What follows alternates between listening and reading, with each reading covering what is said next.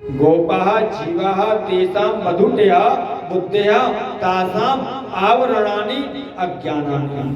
यानी गोपी रूपी जीव की बुद्धि रूपी गोपी में अज्ञान रूपी जो आवरण दुकूल पड़ा है, उस अज्ञान के आवरण का हरण करने वाले को ही श्री हरि कहते हैं। और चीरहरण लीला अर्थात आवरण भंग लीला, जिसके ऊपर आवरण चढ़ा हो, किसका? माया का। माया का जो आवरण चढ़ा हो उसे तोड़ने में कौन सहायक है? केवल मेरे गोविंद है। इसलिए बुद्धि रूपी गोपी में अज्ञान रूपी जो आवरण दुकूल पड़ा है, चढ़ा हुआ है, उस अज्ञान के आवरण को हरण करने वाले केवल कोई और नहीं, केवल मेरे गोविंद हैं, श्री हरि हैं। तो वह फिर जीव संसार में भले ही रहे, पर संसार की माया से प्रभावित नहीं कर सकती है। माया में रहकर के भी माया से जो निर्विकल्प रहे, उसका नाम है महात्मा। तो गोपियां अब संसार में तो हैं, संसार के व्यवहार भी कर रही हैं, परंतु सब कुछ करती हैं, करती हुई भी वह जो क्या कहला रही है? महात्मा कहला रही है। महात्मा का स्वरूप कैसा होता है? जो तिनके की तरह संसार को त्याग दे, वही तो महात्मा है।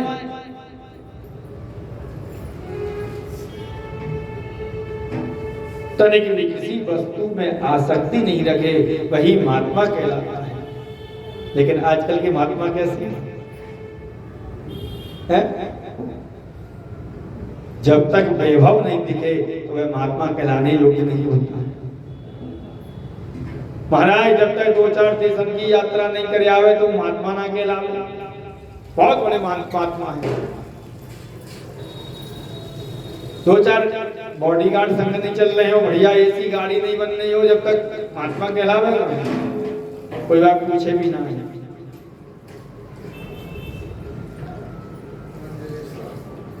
आज गोपियां महात्मा ही तो बन गई हैं। तो इसलिए तो कन्हैया की बंसी जहां कान में पड़ती है कि सारे जगत व्यवहार को तिनके की तरह त्याग करके ही गोपियां चल पड़ी हैं। और जैसे ही बंसी को सुनो तो कन्हैया कहते हैं कि देखो, रास में प्रवेश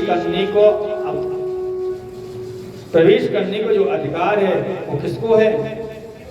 प्रथम सुने भागवत भक्त, प्रथम सुने भागवत भक्त मुख भगवत वाणी, द्वितीय आराधे भक्ति व्यास नव भाति बखानी,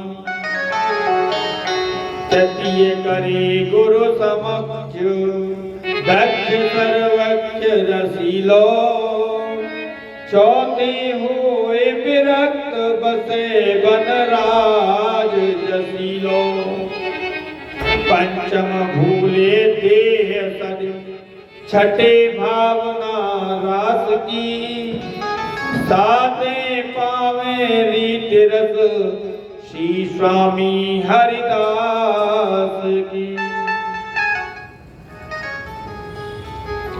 आज जैसे ही पंचम भूमिका में साधक जब एका मान भी भूल जाता है, तब परमात्मा के दिव्य महाराज का अधिकारी बन जाता है।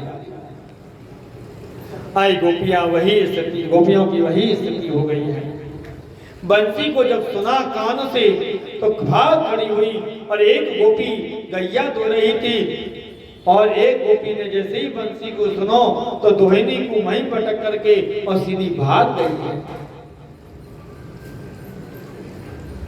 एक गोपी चूल्हे पर बैठी है,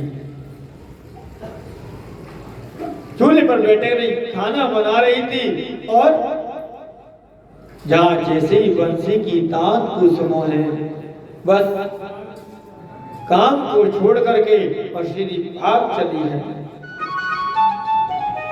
एक गोपी अलंकार धारण कर रही थी, तो नाक की नथ जो है जैसे ही पहन रही थी तो उसको कान में लटका लिया है और चली गई है। एक गोपी जो है कपड़े पहन रही थी, बस कपड़े को तो उल्टे सीधे पहन करके चली गई।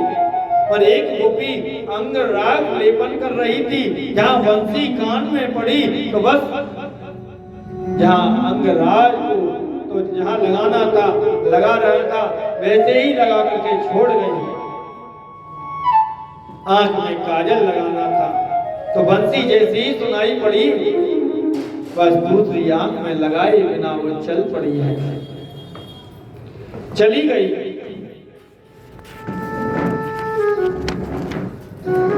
गोविंद से मिलने के लिए जब गोपियां भागी तो बहुतों ने तो रोकने की चेष्टा भी की, पर रुक नहीं सकी।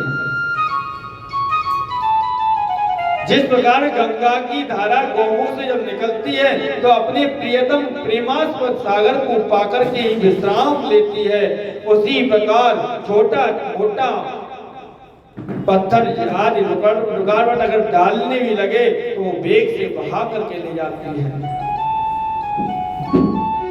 किसी से टकराना नहीं। और बड़ा पहाड़ आदि सामने आ जाए तो अपनी दिशा बदल करके चली जाती है, परंतु लक्ष्य सागर को पाना है, किसी से टकराना नहीं है। उसी प्रकार ब्रजबामाएं जो है दिशा बदल करके चली जाती है, परंतु लक्ष्य सागर को पाना है। आई दौड़ती हुई कन्हैया के पास में जा रही, आई गोविंद का चिंतन करती करती और वह निकल रही है। आई जैसे ही कन्हैया के पास में पहुंची है, कन्हैया ने उनका स्वागत किया है। स्वागतम हो महाभाग प्रियम किम करवाणिव ब्रजस्यानामयं कश्चित् ब्रूतागमन कारणम। अरे आओ देवियों आओ, आपका स्वागत है। आई गोपियों ने जैसे ही कहा कि कृष्ण हमारे स्वागत के लिए तैयार हैं, आई मन ही मन गदगद हो गई और आज मन में सोच रही है कि आज कन्हैया ने हमें बंसी बजा करके बुलायो है और कितनी प्यार से हमारा स्वागत कर रही है। और जैसे ही कन्हैया ने अगलो प्रश्न किया कि ब्रूता गमन कारणम, ब्रूता गमनम कारणम, आप क्यों आई हैं, कैसे आई हैं? चलो तुम आ गई तो आपको स्वागत है, लेकिन आई क्यों है, किस कारण से आई है, थोड़ा बताओ तो सही। अब तो जैसे ही गोपी ने ये प्रश्न सुनो तब तो बेचारी गोपी जो है मुंह लटका करके खड़ी हो देखने लगे।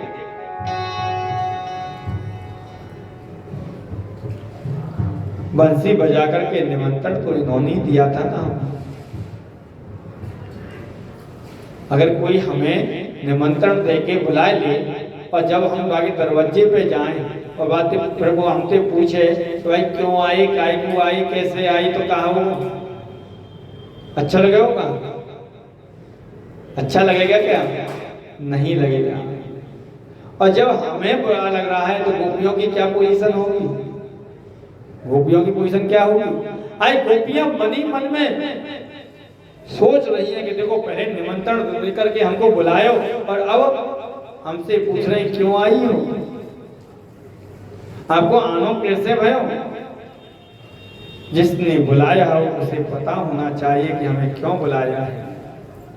बेचारी गोपियां क्या उत्तर दें, कुछ बोल नहीं पा रही हैं।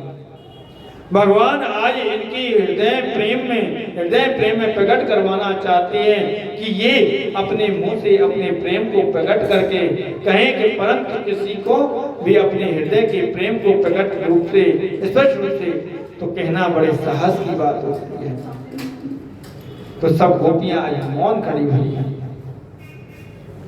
कन्हैया कहने लगे कि चलो तुम नहीं बता रहे तो कोई बात ना है, शायद कोई ऐसा लगे कि आपने जो है आज शरद पूर्णिमा है तो रात की चांदनी को देखने आई होंगी या वन में आप वन विहार करने आई होंगी। परंतु साथ साथ ध्यान भी रखना चाहिए कि जंगल वाली रात है और इस जंगल में हिंसक जानवर घूम रहे होते हैं, तो चांदनी देखते देखते आपको कहीं कोई शेर या भालू या कोई हिंसक जीव ना देख ले, इसलिए अब देख लियो हो तो तुम लौट करके चली जाओ। दृष्टम वनम कुस्मितम राकेश कररंजितम। चंद्रमा की रात्रि देखने में बहुत सुंदर होती है।